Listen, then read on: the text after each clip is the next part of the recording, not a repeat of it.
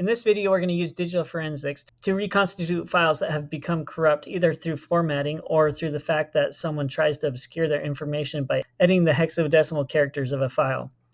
So we can use hex editors to do this. Hex editors allow us to view or edit files in hexadecimal characters.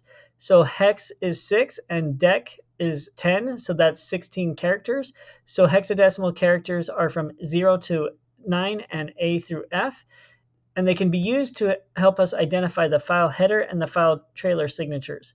So you'll notice here we have a screenshot, and the 8950 4E47 represents a PNG. For more information about the signatures of different files, we can go to Wikipedia and search for the term list of file signatures, and it will pull up this page. So you'll notice here on the bottom, we have a table that has a list of all the hex signatures as well as the extensions that these likely apply to. So what I can do is do a search, and we're going to just look for JPEG. And you notice down here that we get a list of all the file signatures for JPEG. So this first one is a basic signature of a JPEG, but here is also another signature of a JPEG that has the JFIF file format. Here is another header that is also recognized as JPEG. And finally, we have another header that is recognized as a JPEG with the EXIF file format. So what I want you to do is this learning activity. So you should have previously downloaded the what's this file, and we're going to try to reconstitute it using hexed.it. So pause this video, follow the instructions here, and then come back to compare your answer.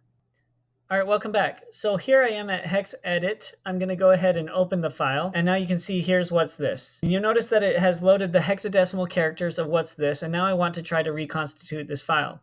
So if I think about some common file names, I could search for those and see what I can find on the Wikipedia page. So we'll go ahead and do that now.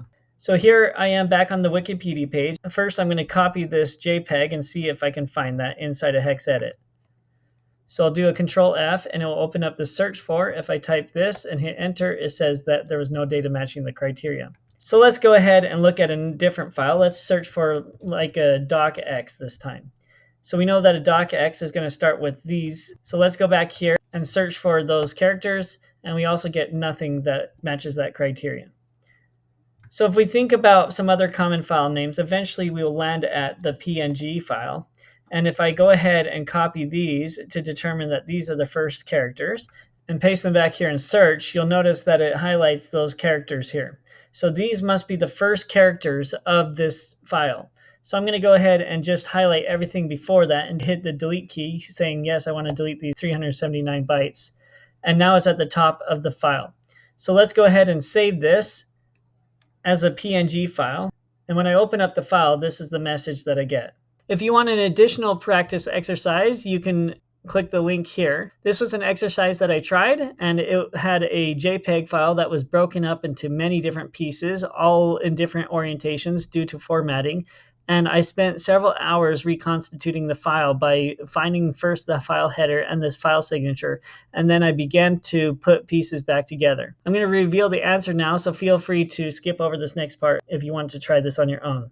When I went through this, I got the file header, and then as I added new pieces to the file header, it started to repiece this file back together, and I was eventually able to reconstitute the file and get the number that was stored on this.